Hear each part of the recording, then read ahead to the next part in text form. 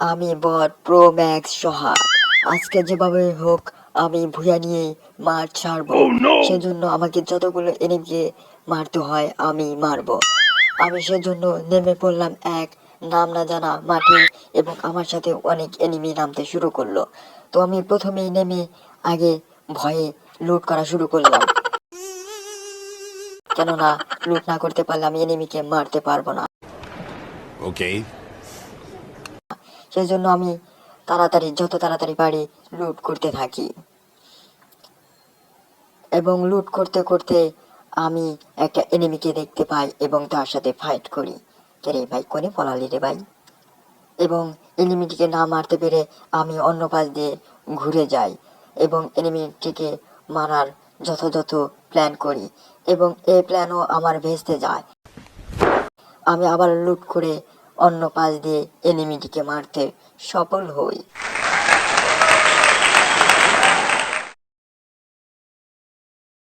এবার আমি অনেক খোঁজাখুঁজি করার পর দুটি এনিমিকে দেখতে পাই এবং তাদেরকে আমি দূর থেকে মারার চেষ্টা করি।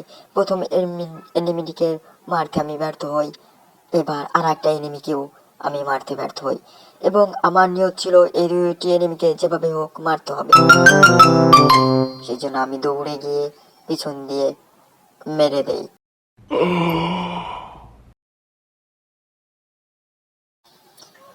অনেক ঘোরাঘুরি করার পর আমাকে কে যেন মারতে থাকে। আমি এনিমিটিকে খুঁজতে থাকি, কিন্তু খুঁজতে খুঁজতে দেখি ওই ঘরের ছাদের উপরে সে পালিয়ে আছে।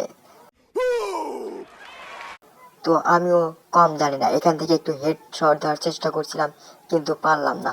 তাই আমিও একটু মজা নেওয়ার জন্য পিছন দিয়ে ঘরের ভেতর গেলাম এবং দেখি ফাঁকে একটা এনিমি, আগে তাকে মেরে নেই। তারপর আমি এই এনিমিটিকে এখান থেকে টুকুস টুকুস করে মেরে দেই। হাহা, কিন্তু মারতে পারিনি, কিন্তু এবার সফল হয়েছি। আবার দেখা যাচ্ছে ওইখানে আর একটা এনিমি, তো আমি সেটার সাথেও ফাইট নেওয়ার চেষ্টা করি, কিন্তু আমাকে কেউ তো ধরতেই পারবে না আমি কোথায় থেকে মারছি, কেননা আমার গুলিতে সাইলেন্সার লাগানো ছিল।